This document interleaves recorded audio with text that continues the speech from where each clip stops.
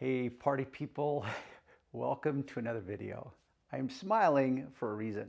That is because I am trying to deliver content to you guys in a way that breaks things down with critical thinking and gets you from point A to point B.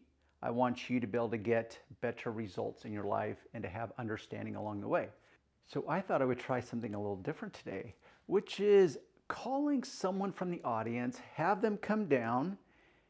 They will act as a beginner because I want to address today's subject, which is polishing, as in polishing your paint.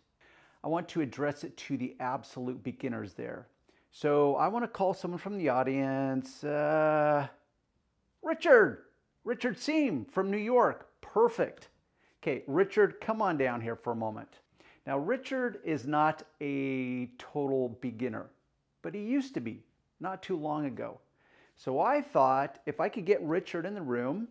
Richard, how you doing? We have been communicating for a few years now. If he could come down into the room and he could ask questions in behalf of you guys. Something that I like to illustrate in my videos is this. As a beginner, A, you're going to lack experience. B, you're not going to have enough knowledge to ask what I would consider the right questions. I adopt the philosophy that the better the questions that you can ask, the better results that you're going to get into your life, which means that if you're not asking the right questions, you're not going to get delivered the right answers. If you don't have the right answers, how are you going to get the right results, the results that you want in your life? So to kind of bring this back around in the moment, that means car polishing. It is a highly debated, opinionated subject of cosmetic car care. Hence, Richard, the beginner, who's not a complete beginner, but he can act as a beginner. Like, he can ask me questions. So Richard, ask me a question. Great question. Even though you guys didn't hear the question is, what is polishing? It is the most basic question that I could figure out to try to answer for you as a beginner, an absolute beginner. What you will find very quickly is that you will be so overwhelmed with information and opinions. We are part of this thing called the digital age of free information. That means everyone gets a microphone. Everyone has a free platform in which to express their opinion regardless of merit, regardless of whether it's legitimate or not. Everyone has a voice. Therefore, once you're on this path of how to polish your paint, car polishing, whatever you want to call it, you will find yourself overwhelmed very quickly with endless opinions. So let me see if I can start this off, and I'm going to be talking to Richard right there. So Richard, you have a car. I know you do. My guess is that you're here as a beginner using the search term, polish a car. Now, I know that you would have to be a beginner in order to use such an ambiguous, generalized search term like polish a car, because you did not ask what is the best car polish, how to polish a car, the best way to polish a car, should I polish a car by hand or machine? You just said polish a car, which is why I'm addressing the absolute beginner in this video. But it's a subject that overwhelms me, melts my brain, makes my eyes want to roll back in my head because of this. And this literally is just the tip of the iceberg. So what I thought I would do, Richard, is show you and illustrate what the industry would have you believe and what the alternative is. Because the industry will make this subject very complex and very complicated. Now, they want you to be confused because that's really what that's going to deliver. It's a complicated and complex subject, which the automatic byproduct of that, unless you fully understand it, is confusion, which then usually delivers frustration, aggravation, those kinds of things. But confusion is one of the industry's best weapons of choice because they want you confused.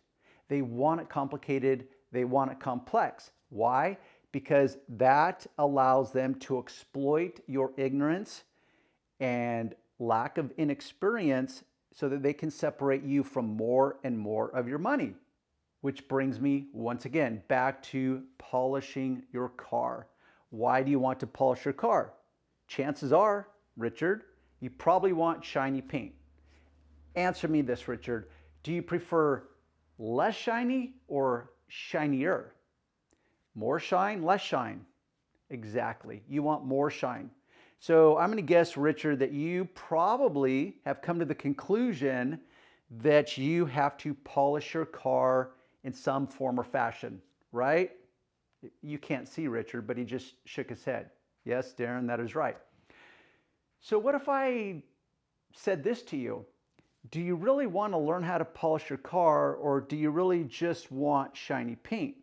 I'm going to guess that most of you are actually chasing the result, which is the conclusion. You want shiny paint. You just accept that you're going to have to polish your car in some way in order to get shiny paint. I've got my prop set up, and today I'm bringing you my latest prop. This is an acrylic disc. Now the comparison I want you to draw is this as an acrylic disc and your car paint, which in alone is an entirely different video, which has to do with what is the difference between car paint versus clear coat. Three basic things that you need to understand. Your car will have clear coat. So you're not actually working on car paint in the traditional sense, and most people associate car paint with some type of color. So yes, your car is painted a color, but it has a clear coat as the top layer of the overall paint system. Now I use that term paint system because it is a system of layers, from the corrosion resistant layer, primer coats, color coat, which we usually call base coat in this industry, and then a clear coat. Clear coat serves three distinct purposes. One, it allows paint manufacturers and car manufacturers to meet tighter and tighter VOC laws and regulations. Two, it creates an overall layer of protection for the base or the color coat that lays below it. Third, it applies shine. It creates automatic shine.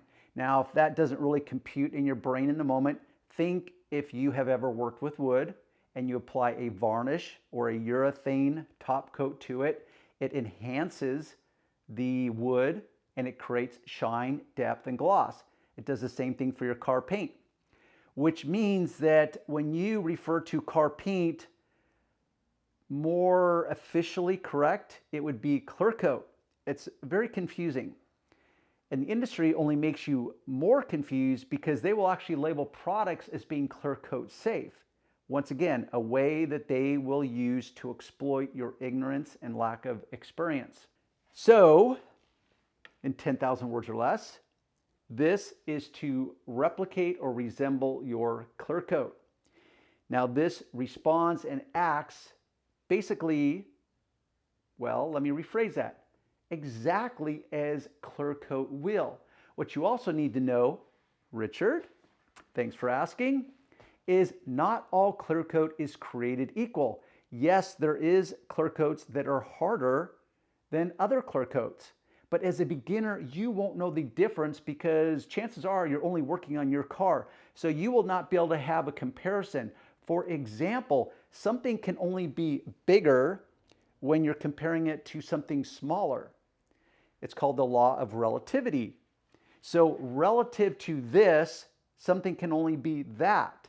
So softer versus harder, you can only say, oh, this is soft because you're comparing it to something harder. But once again, you're a beginner, so you really won't know the difference. You just know that whatever you're working on is what you're working on, and that you have to deal with that. Point is, this will act exactly like clear coat on anyone's car. Whether it's hard or soft, Well, I know what I can say. I would call this basically medium. I've worked on clear coat that's softer than this. I've worked on clear coat that's harder than this. And you won't know until you know.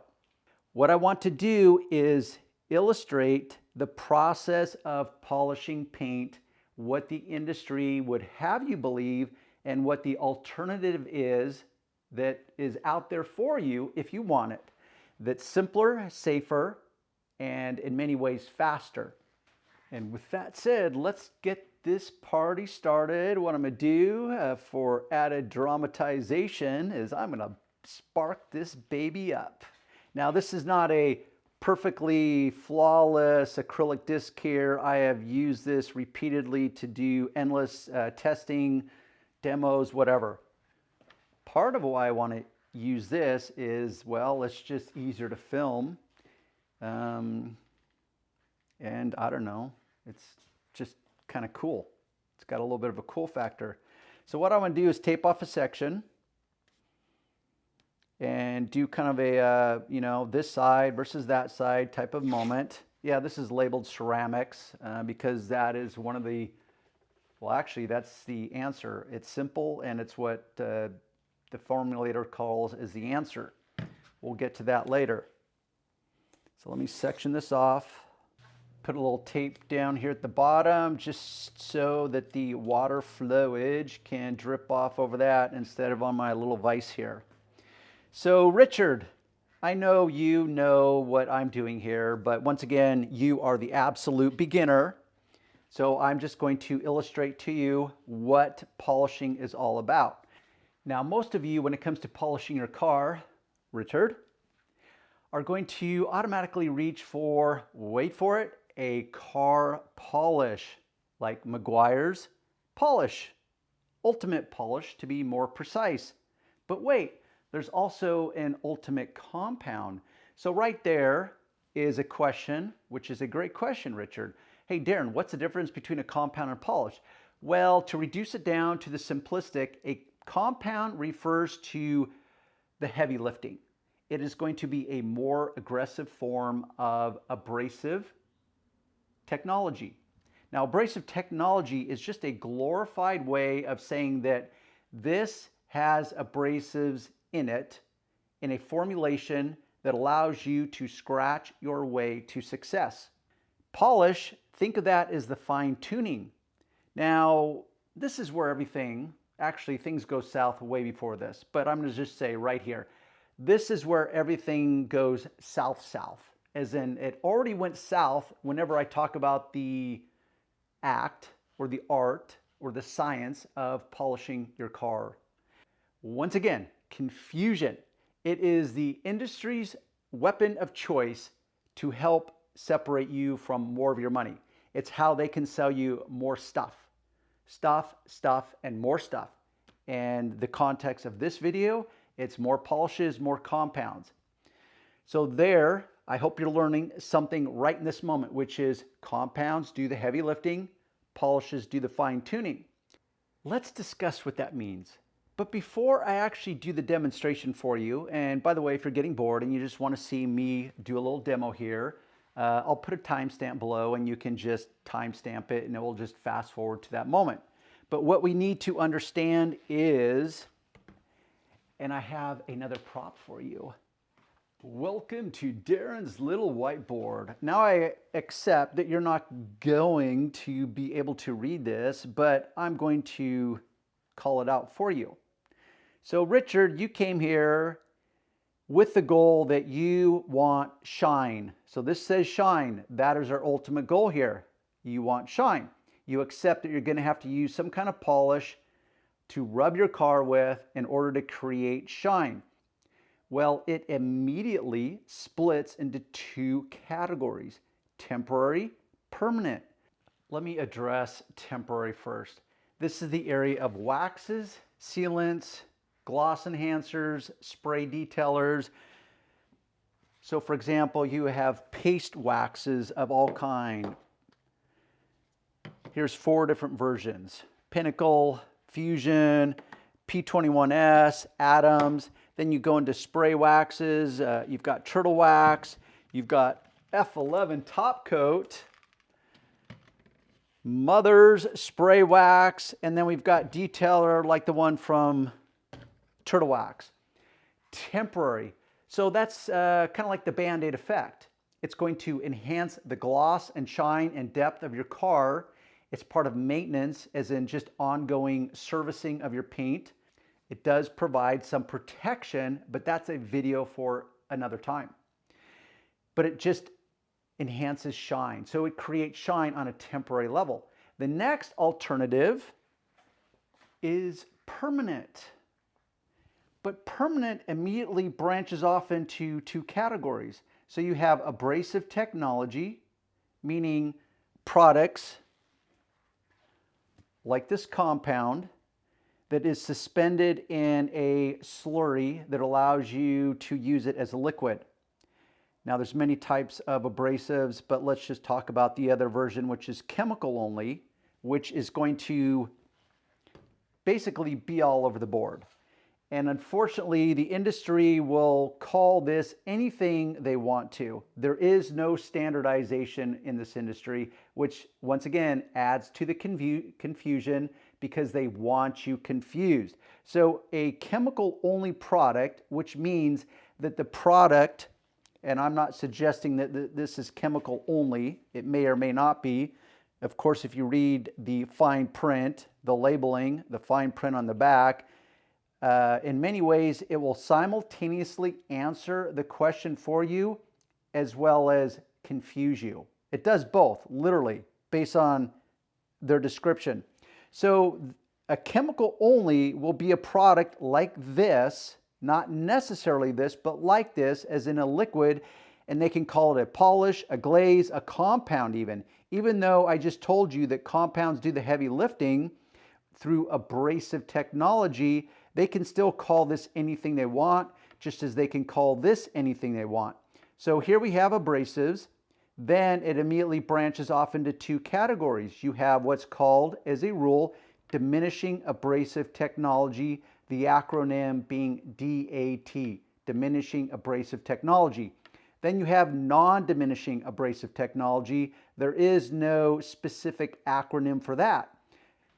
To add additional problem to an already complicated and complex subject is that once again, anything goes. The manufacturers can call this stuff anything they want. Diminishing abrasives. The name is what it is, meaning the particles that are abrasives are intended to diminish or break down as you use them. Non-diminishing abrasive technology, and the only one I know for certain because of all the glorified, hyped up, ambiguous terminology that the industry uses, is ceramics. And the only reason I can verify that firsthand is because I know the formulator.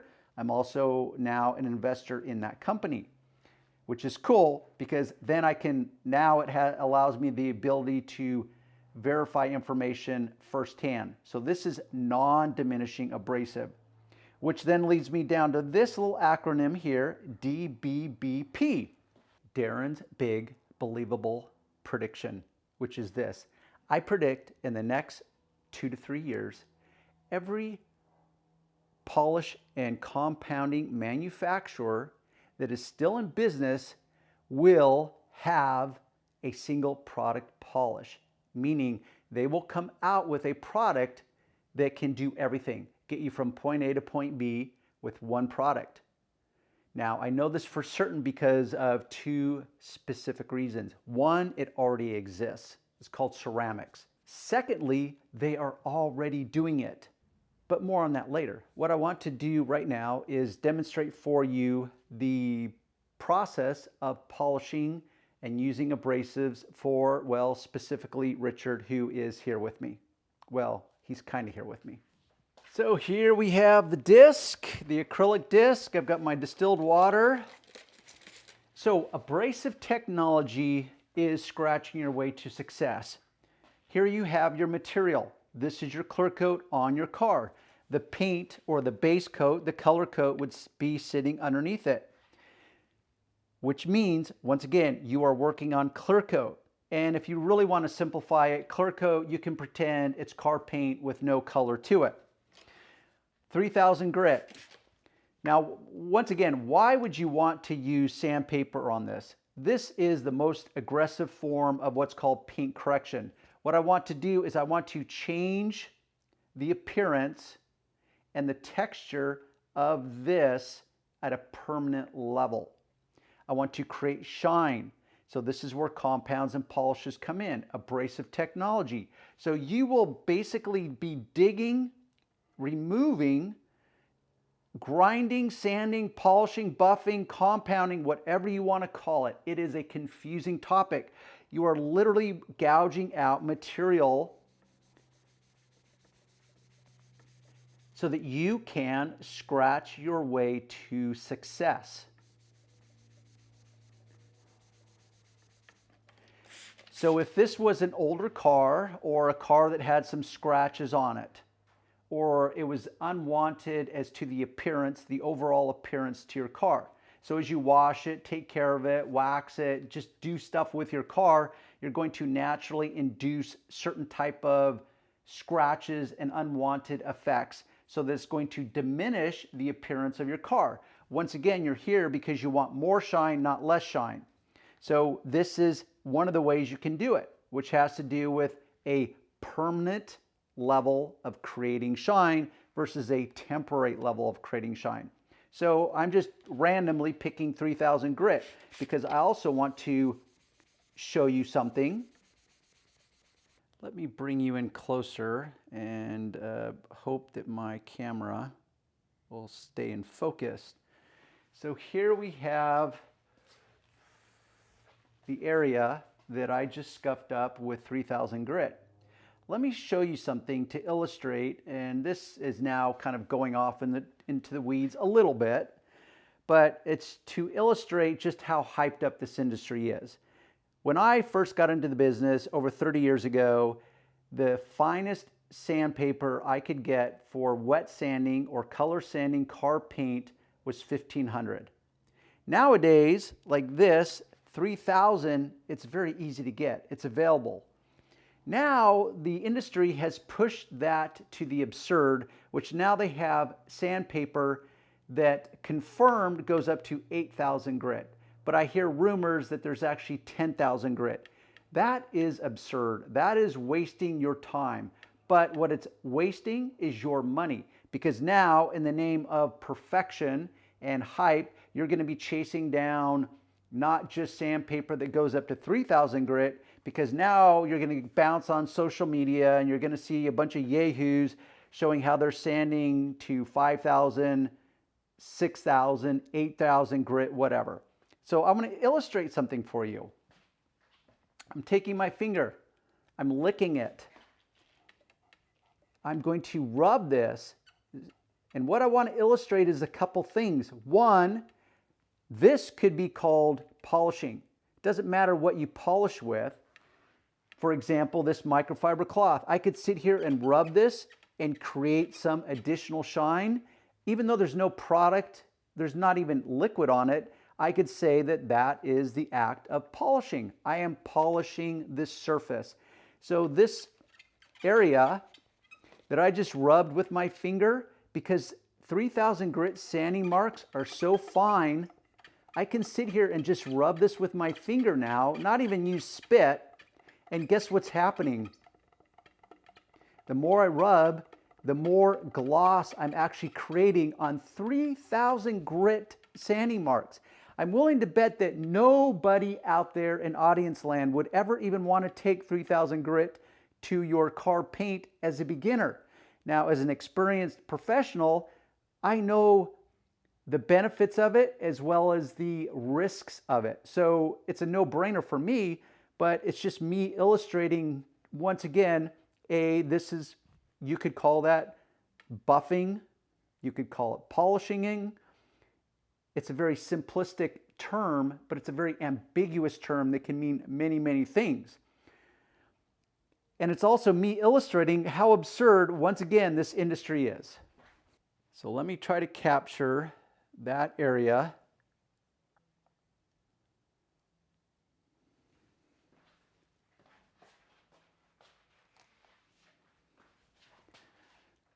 I'll hold that up, which will cause the camera to focus on this area.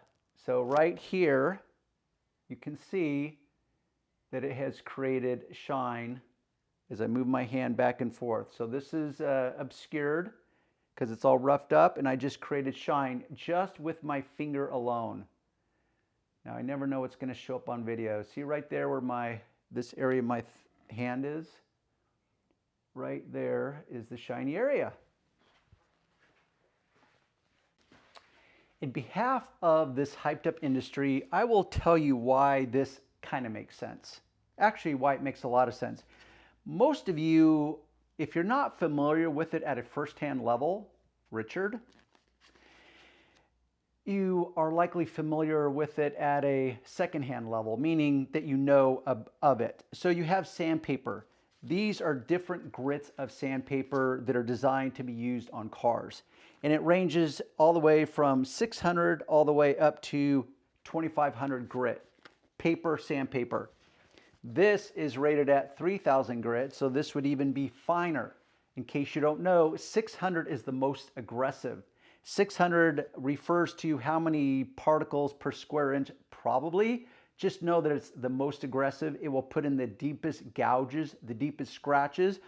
So you put in deep scratches, you come back in with sandpaper that's finer, and you put in smaller scratches. So you're literally transitioning, or you're converting. You're converting deep scratches into less deep, and then less deep, and then less deep, or coarse to fine. So that's how the process of using sandpaper works. Which is why when you have a company like Chemical Guys that has 4 different products to go from A to B, makes sense. You're like, oh, well, I do that with sandpaper. Why would I not do that with compounds and polishes, Darren? Yeah, good point, Richard. It makes sense, right? See, Richard's over there shaking his head. Yeah, it makes sense, Darren. So that's why it makes sense.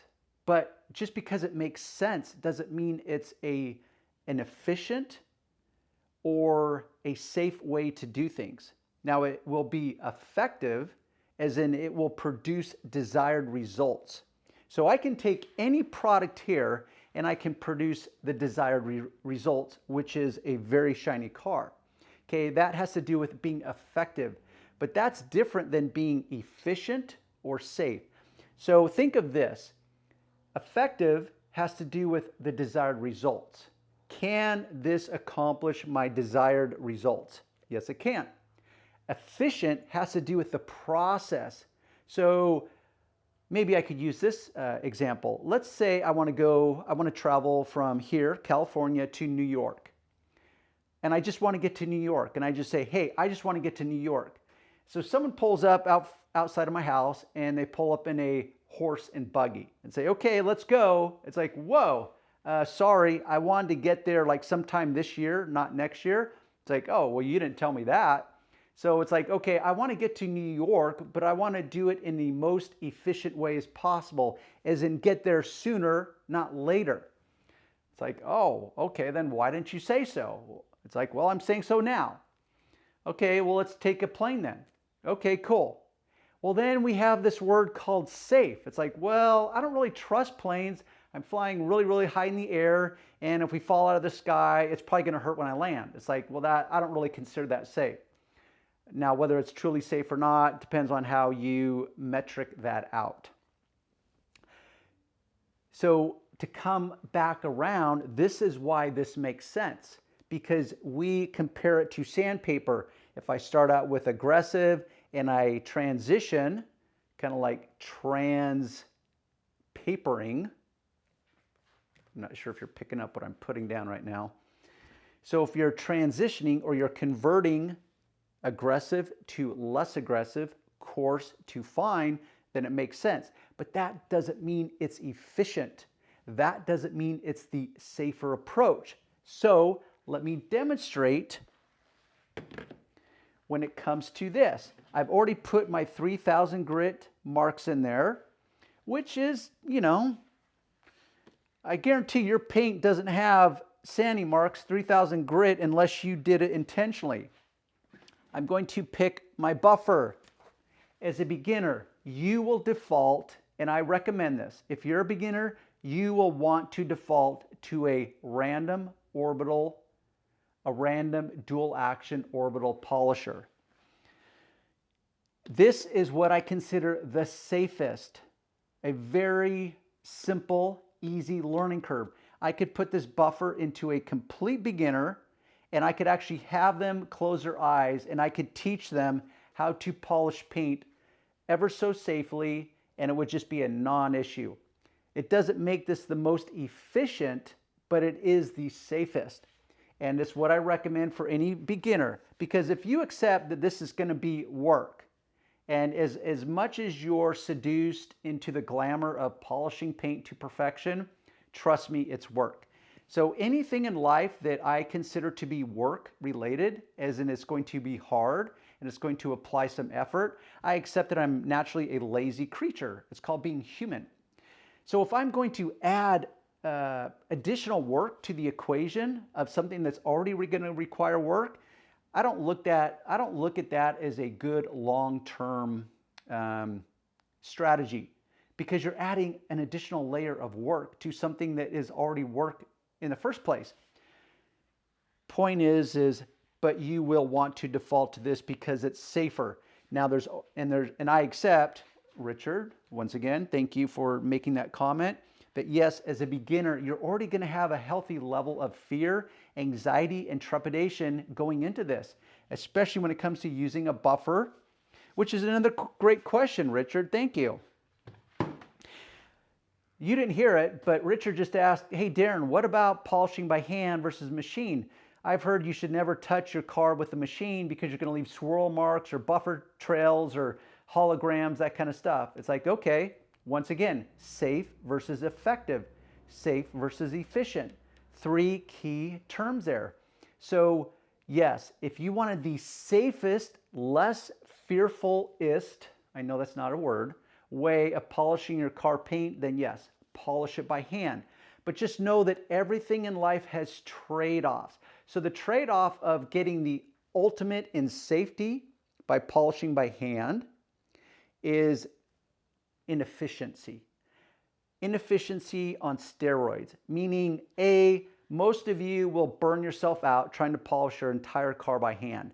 Secondly, which I just held up 3 fingers, not 2. Secondly, results. You will need to accept that you will never be able to produce the results that you can by a machine if you attempt to do it by hand. You just won't be able to do it. So that's the trade-off.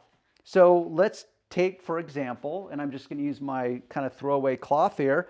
So I could take any of these products, and once again, because I have a lot of experience, and it doesn't mean you can't do it, you just have to test.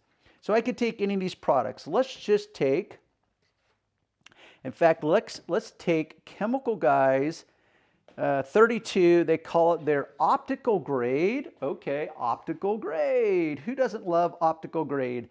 I don't even know if I've ever opened this. Yes, I have. Okay. So optical grade extreme compound. So it's not a polish, it's a compound. And they're going to be using diminishing abrasive technology. And by the way, let's just pretend for a moment that, and you can't even tell by reading this, not only is the print so fine that you really need a magnifying glass to read it, but let's just pretend that this was non-diminishing abrasive technology, which I'm pretty confident it's not. I'm confident that this is diminishing abrasive technology, meaning the abrasives in this are intended to break down as you use it. Well, even if it was non-diminishing, as in they're not intended to break down, their whole product line is actually a diminishing abrasive product line, meaning you have to transition from heavy to less heavy to fine to finer. So really, I could classify that as diminishing abrasive, how about this, strategy, diminishing abrasive polishing. So that's just me applying, just like a sarcastic, critical thinking right now. So I don't know why I can't get this out of the stupid bottle. Oh, I know why, because the lid is actually stuck inside of it. And that's no dig on chemical guys. That's just a, well, screw it. I'm just going to dispense it right out of the bottle. So there's a little on the cloth, and rub, rub, rub. And because this is extreme cut, it's not really going to take a whole lot to remove those sanding marks, especially when you consider that I was able to produce shine with just my finger. Pick whatever finger you want. So that's that. Polish by hand if you want. But because I produced some desired results in this one little area, all you have to do is just times that by like, 100,000, because your car will be made up of 100,000 little areas like that. So what happens is it becomes, to me, almost an impossible task to think that you're going to sit there and rub out, polish out, buff out your car by hand. So, in case you don't know, this technology called a random orbital dual action, dual meaning it moves in two ways. It spins and it vibrates. This technology is super, super safe. They have dumbed it down to the point that any beginner can have great results in a very safe way. Not the most efficient way, but very safe. So, because I want to have some real fun here with my buddy Richard, let's really just scuff this baby up. So I've got a bigger area to work on.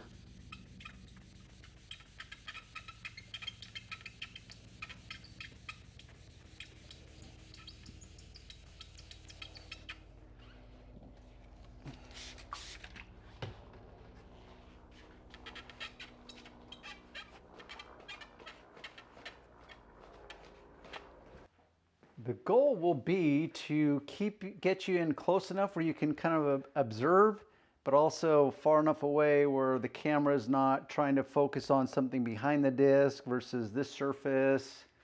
It gets a little tricky. So let me show you, and I'm not going to go through all the steps because I'd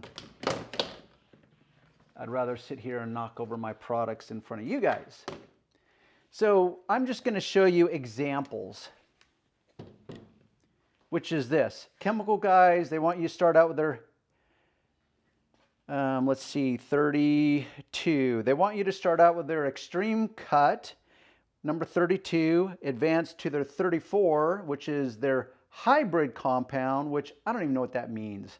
So you go from extreme compound to hybrid compound to their optical grade cutting polish to their finishing up with their optical grade final polish. So you see how that worked? You go from a compound, heavy lifting, down to a polish. But chemical guys would have you do it in 4 products. Now, if you like, spending money and you like managing multiple products, as well as multiple pads, because they have a pad that matches up with each of their products. So now you're managing 4 products, 4 pads. Sounds like a good time to me. But wait, now they've just introduced and reduced it down to 2 products. So now they're telling you that before you needed 4, but now you only need 2, even though they're still going to sell you the 4. Okay, so this is what I call playing both sides of the fence. It's like, these products are great. You only need 4 to get from point A to point B. But now we've just developed a way to get from point A to point B with only 2 products. But in the meantime, if you don't want just 2 products, you want to buy 4, we'll still happily sell you our 4 products. So now they have their C4, which is their clear cut correction compound, and then their P4, which is their precision paint perfecting polish. And just to illustrate some other examples, so here we have the worst case scenario, which is 4 products. Here we have 3 case scenario, or here we have better, because now you're only managing 3 products. Menzerna, you go from, let's see, how is this labeled? we've got a heavy cut compound, then we've got a medium cut polish, and then we've got a super finish. So even though they have 2 and 3, I don't know why they didn't label this as number 1. And by the way, I bought this as a kit. So this is their answer, reduced down from 4 to 3. So you could go to that. Then we've got, in fact, this is a manufacturer that has just entered the American market. So I'd like to welcome Koch Chemie. I could have fun with that name, by the way. Koch Chemie, which they reduced it down to 3 products like Menzerna has. So they have a heavy cut compound, a micro cut, and then a fine cut, which, by the way, I would have to read the label to know which is first. Do I go from heavy cut down to fine cut, then micro cut would be my guess? Or is it the other way around? I'm pretty sure it's this. Heavy cut, fine cut, micro cut. So they will answer your problems with 3 products. But wait, it can even get better than that because Adams, they reduced it down to 2. Heavy cut compound, finishing polish. Or you have Griot's Garage. You've got a complete compound versus incomplete compound, and they're complete polish. So they've reduced it down to 2 products. So to overwhelm your mind even more than it perhaps is, if I was going to default to Chemical Guy's 4-product system, I would then match up their extreme compound with their most aggressive pad. And if you're uncertain, really what you can do with the foam pads is you just feel the density. So the firmer it is, which the yellow appears to feel the most firm, and it says so on the back, yellow cutting. Cutting, compounding, it's kind of an interchangeable term.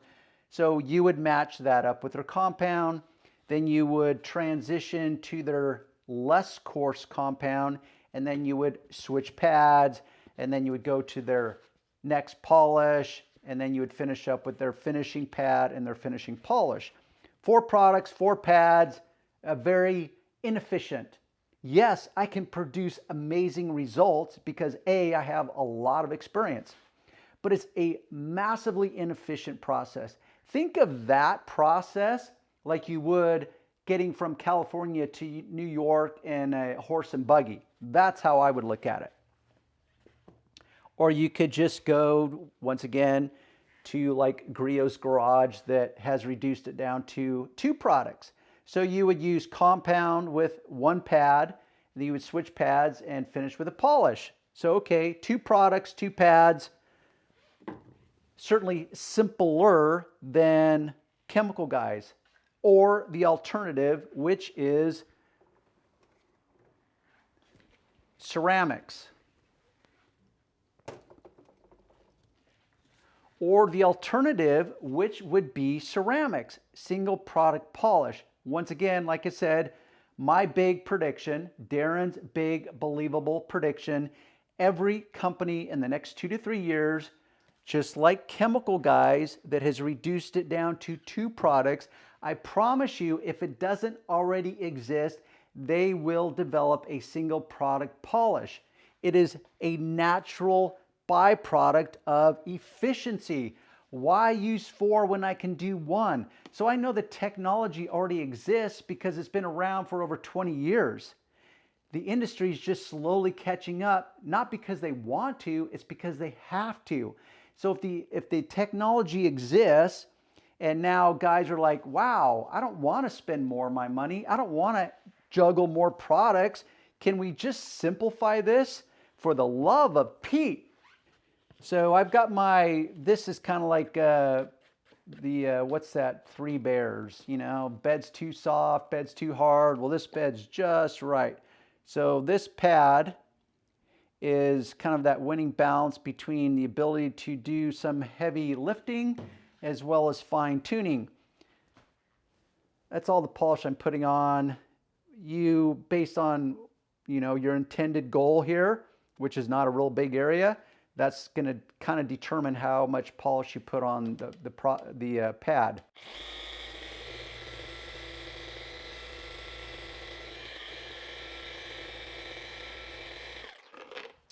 Okay. One polish, one pad, one machine. Results. Efficient, effective. Results, effectiveness. One polish, efficiency. Let me pull you in. And let's see what it's going to reveal. So far, it's revealing that I still have polish that I have not wiped up. Actually, what I did is I concentrated here, so I need to show you the optical clarity over here, which is my hand, and I never know what's going to show up on camera. I just know in real life, it's like, okay, done, good to go. There's my shine, there's my clarity, there's my optical clarity, call it whatever you want. I think what I'll show you is to drive home this point about efficiency. I'm going to switch to a buffer, a rotary buffer, because that is all about speed. And if you know what you're doing, you can produce desired results in a much quicker way than a dual action, and certainly by hand. So let me scuff the crap out of this again and sand it.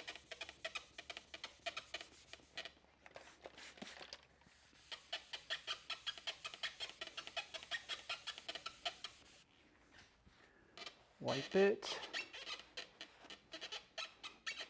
Are you learning something here, by the way, Richard? Okay, you guys can see it, but he shook his head. So now I'm going to show you highly efficient. This is my Milwaukee, and I love it. I love this buffer. This is our blue, and I say our because, like I said, I am an investor in CSI now. So this is what we call our pre-washed 4-ply wool pad. That's the reason it's blue. It's just a distinguisher between the non-pre-washed. I'm going to put a little product right in the middle. Once again, rotary polisher only rotates or spins on a single axis point, which is different than the dual action buffer. This is how we show people, teach people to use this. You put the polish, the product right in the middle. You infuse it into the pad, and when pretty much any professional, any guy with some expertise, I'm going to dial this to 1200 RPM, FYI, is going to use the edge, so they're not going to keep this flat, because once again, rotary is all about speed, efficiency. They're going to go up on an edge to create additional friction and concentrate that friction up on the edge so they can really cut to the chase.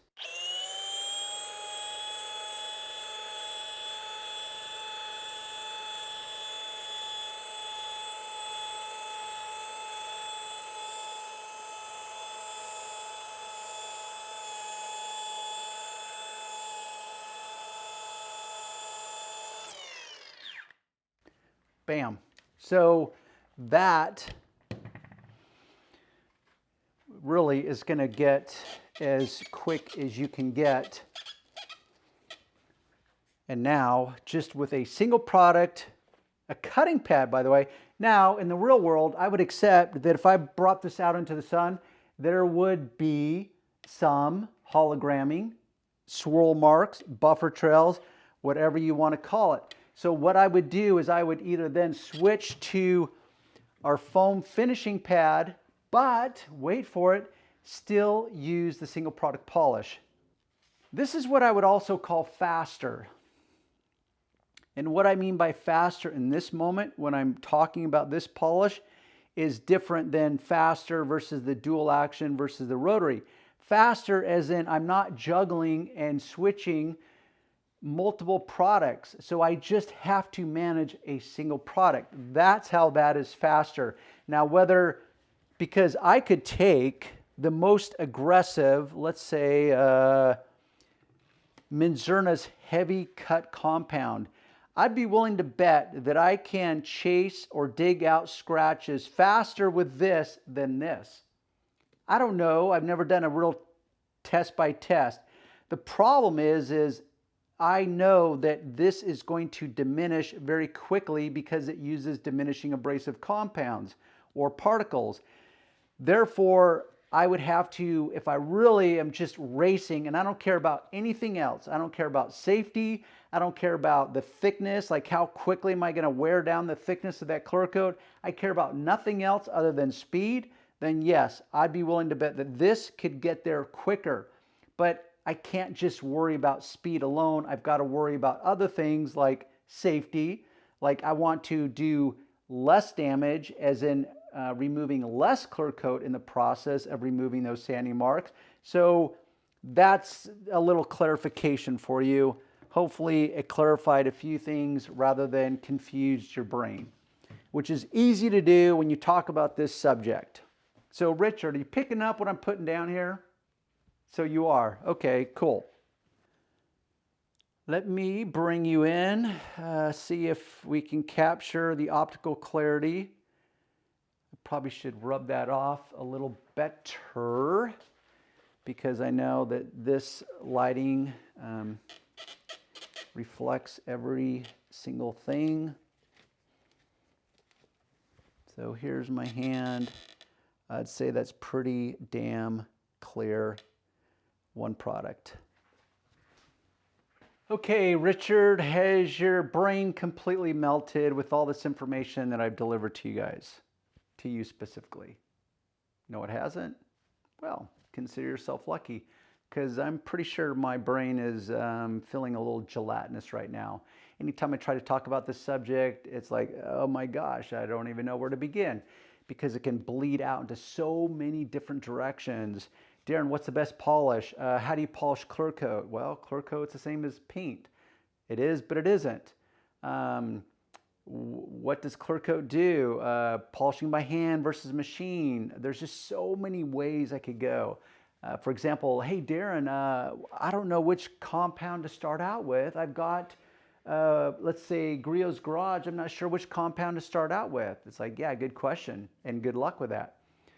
Okay, so I might dice this up into smaller segments in the future, but for right now, what I would like you to do is, if you've learned a single thing today, give it a thumbs up.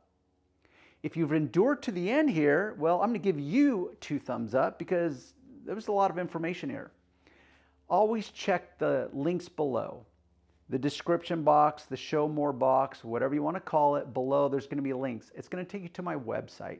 My website, I take subjects and I wax longer and stronger on specific subjects that you may be interested in to find out the real down and dirty, the nitty gritty, the nuances of any subject. You can find it at my website there.